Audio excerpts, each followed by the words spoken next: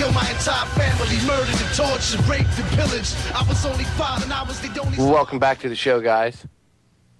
Today I'm talking with Steve Stars, and we're discussing the HIV/AIDS fraud. And Steve, before we went to break, we were talking about the press conference where AIDS, and I'm doing air quotes, was created.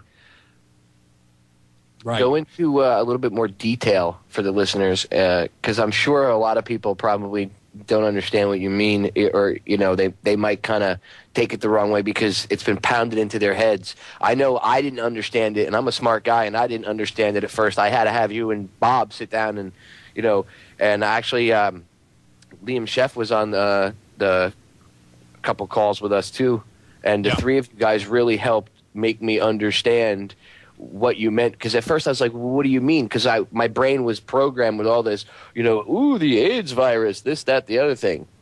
Right. Well, it's easy to fall into that. I did, too, for quite a few years. I was one of the first people to actually understand and hear a lot of the information about GRID, which was called gay-related immune deficiency, back even in the early 80s, very early 80s.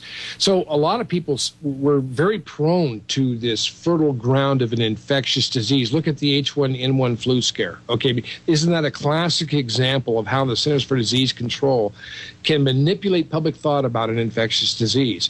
This is part of what they do. Now, infectious diseases are out there. Don't get me wrong, friends. I mean, there are some out there, but it's fertile ground to tell somebody that there's an infectious disease.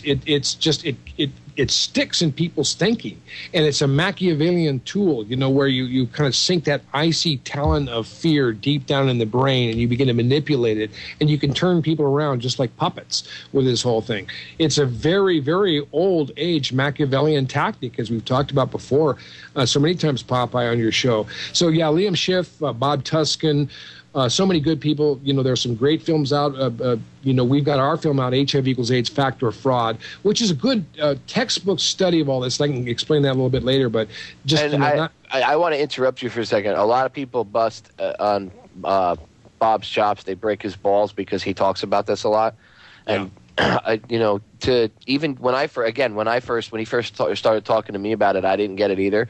So I'll give Bob a lot of credit because he takes a lot of crap for talking about this, and yet he still, he still just gives the facts out. He'll still come back, and that's not, it's not because Bob's my friend. I was a jerk actually the first couple times when I had conversations about this, because I was like, what are you talking about? You know what I mean? Like, I was a real dick to him. I didn't get it. So I understand, I understand what he's gone through, and you've gone through 100 times that because you made the movie. So I'm sure you get hate mail all the time. What are you talking about? I know someone that died of AIDS. Well, they may have died, but what did they die from? Look into the reality of what did they die from? Did they take the medications? Were they on all these hardcore meds? Like, I have my own personal experience with the AIDS medications. Okay, my wife and I were body piercers, and for years, and we worked. I used to run a tattoo shop. And one day while cleaning up after a piercing, when she went to go I used to cork my needle so this wouldn't happen. I used to put a cork on the tip of the needle as soon as I was done with it. My wife, she was taught differently. That's not how she did it. Not everybody does the same things. Well, she was cleaning up, and the tip of the needle pierced through her glove and into her finger. And she was freaked out because she had just used it to pierce this woman. So she went back and she double-checked the form. The woman didn't have AIDS or anything. And no, you can't discriminate. If someone has AIDS, you can't, not pierce them or tattoo them. So you just treat everybody like they have, quote-unquote, AIDS, and then you don't have a problem. You just take that kind of sterilization steps. Anyway, she freaked out. We went to the hospital, asked them what we should do, because this is before I was awake. And I was somewhat awake, but I wasn't into the whole health thing yet. I didn't know anything about AIDS, or, I hadn't researched anything about cancer, anything else. So we went to the hospital. Long story short, they wanted to put her on the AIDS cocktail, they called it. They literally called it the AIDS cocktail. That was what the nurse referred to it as. Yeah. And Steve, I can tell you right now, they gave my wife these pills, and she was supposed to take it for, I think, 7 days or 2 weeks or something like that. She couldn't take it for more than, it was a day and a half. She was throwing up. She was gray. She said to me, I feel like I'm being poisoned. I said, well, then I'm not making you take this. We'll just take the chance, because the needle had been, you spray down the area with a powerful disinfectant. And when I say disinfectant, I mean this stuff chemically sterilizes. It kills everything. Yeah. So the needle, it wasn't like there was blood and skin tissue and everything on it, so the chance of her getting anything was minimum. But we still had her tested, multiple times for like hepatitis and everything else. Everything's fine. But the point is, the cocktail they gave her in the hospital to quote unquote fight the AIDS virus was killing her. It did worse things to her than she said to me, I'm willing to take the chance, because even, you have that fear that they pump into the back of your head. She was willing to take the chance because the medication was literally killing her. So I know from my own personal experience, I've seen what it does to somebody that I love. So I've seen what it does to a human being. I would never, ever, ever, ever wish that on anybody. Yeah, it's incredible, the stuff that's in this now. There are a number of different kinds of drugs in that cocktail. The first and primary drug that they were using were called nucleoside analogs, which are DNA chain terminators. They are designed to block DNA. In other words, they destroy DNA. They were actually, the first one, AZT, was designed as a chemotherapy for leukemia. Now, in the case of leukemia, Popeye, what happens is you have white blood cells that are growing way, way, way too fast. And so what they're trying to do is kill white blood cells. Now, imagine this. You have a patient who is losing white blood cells and doesn't have enough. Well, T cells in specific, what they call the CD4 T cell is what they're short of. So you're giving them a drug designed to kill T cells.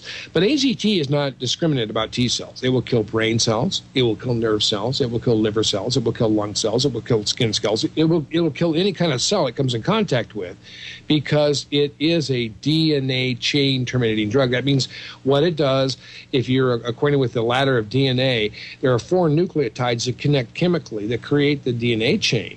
And what it does is it blocks one of those nucleotides. And it's a little bit like sticking chewing gum in the zipper of your jacket. If you would try to run your zipper up your jacket and then hit chewing gum, and maybe that's happened to you. I don't know, it's happened to me before. Well, you're not going to get much further with that zipper gummed up with chewing gum. That's kind of what AZT does to a cell. And that's not a side effect. That's what it is designed to do. So that's the first kind of drug they have in these things. The second one is called a protease inhibitor. And there are a bunch of different other kinds of combinations for specifics in this, and not all these cocktails measure and are specifically proportional to the amount of nucleoside analog versus protease inhibitor. But a protease inhibitor, what it's designed to do basically is block the scissors of a spartyl protease from cutting little genes apart. Now, you need this in your body. That's how you digest fat. That's how you appropriate enzymes and various things from food that you digest. So now imagine that you're now fooling with the critical enzymes that you need for a spartyl protease in your body by jamming them up. And which essentially what it does is it's like putting a piece of steel in between the scissors, the biochemical scissors of the protease process, the spartyl protease, which helps break down enzymes and proteins in your body. So now these guys get these big, funny-looking, big, black, hard fat deposits on the back of their neck called, we call them buffalo humps, buffalo neck and buffalo back. And then their legs kind of, they kind of fritter away to toothpicks. And then their bone sockets, I actually have a gay man, a friend of mine who's a dentist who deals with a lot of AIDS patients, and he can tell if they're on these things just by seeing the fat in the wings of their cheeks to deplete and go away. So, I mean, it really, you're talking about crazy stuff here. It's like complete eugenics. It's the complete bioweapon almost. I mean, this is just the medications. This isn't even the quote-unquote disease. Right. Problem, reaction, solution, Steve. Create the problem and then have the solution standing by waiting. We're going to break. We'll be right back, guys. We got to pay some bills.